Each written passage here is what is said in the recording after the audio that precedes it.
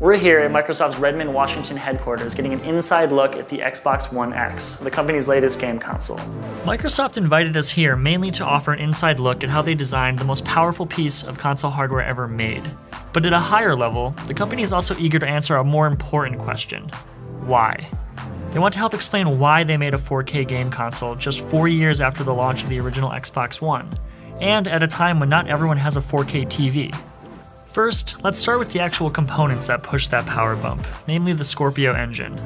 That integrated chip sports a custom 8-core AMD Jaguar processor, aided by 12 GB of GDDR5 RAM, making the system capable of 6 teraflops of computing power. What does all that mean? Well, just that this is a more capable piece of hardware. It will make games load faster and look better, even on standard 1080p TVs. If the developer wants it to, the Xbox One X will also run games in 4K resolution at 60 frames per second, thanks to a range of rendering techniques. That makes it far more powerful than anything we've had on the market before, but it still raises a big question. Will that fact alone help sell consumers on a new pricey piece of hardware? Is 4K gaming enough? Microsoft thinks so, and they're out to prove that more power in such a slim, accessible consumer product will push console gaming forward and help it compete better with the PC. The Xbox group went through a number of different prototype concepts, but kept coming back to the familiar design of the Xbox One S, with some pivotal changes. The Xbox One X has almost twice the thermal output of the One S, and because its power supply is located internally, that means way more heat that needs to be controlled, moved, and exhausted. Microsoft solved the problem using what's called a vapor chamber heatsink, more commonly used to cool high-end servers and graphics cards.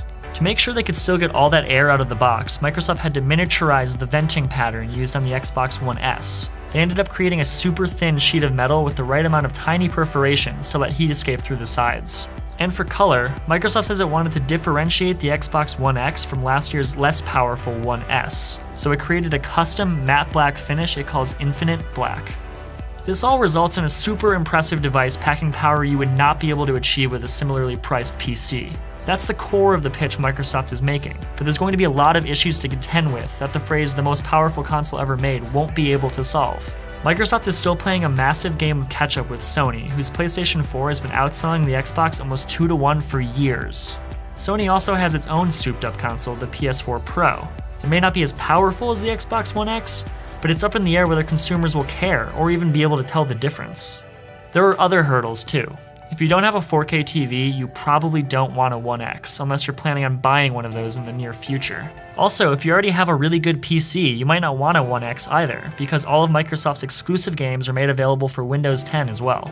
Lastly, Microsoft and Sony have both taken a big leap here, hoping that 4K is a good enough selling point to totally shake up how often consumers upgrade their console hardware. But we all know there's going to be another Xbox and the inevitable PS5 coming down the line. Some consumers might just hold out for those. This all creates a predicament where it's not totally clear who the Xbox One X is really for. Microsoft is banking on there being an enthusiast console consumer out there who wants the best of the best and is willing to pay for it, even if they already have a PC or even if they don't have a 4K TV just yet. But it's unclear how big that market is right now. Microsoft has one big advantage here. Unlike Sony, the company has invested heavily in backwards compatibility, meaning its newer hardware can play old software. That could be the secret to how these faster console upgrade cycles make sense in the future. This idea, which is definitely appealing, makes the console seem less like a PC you upgrade part by part and more like a smartphone.